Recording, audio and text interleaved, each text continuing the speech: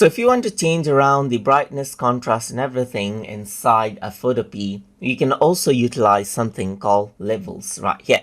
If I want to go around onto image and then go to adjustment, you can see that levels is an option. And once you go around onto levels, then this is what you can see right here.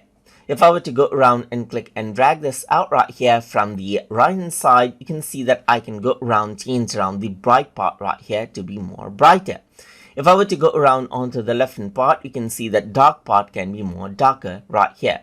But if I were to go around, select out the midpoint, you can see that I can select a more balanced section right here. And you can go around and decrease and increase out the bright part right here to choose around the level as I like.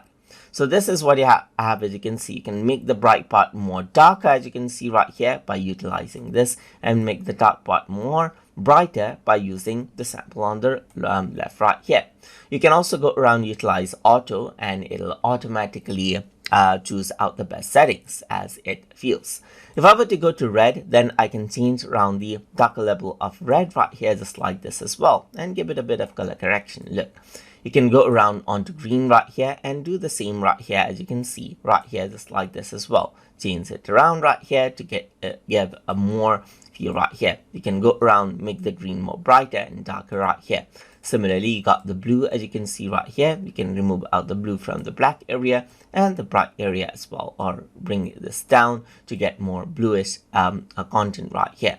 So this is what you have, and you can work around with the blue right here, make the blue more brighter right here on the darker side, and so forth, just like this.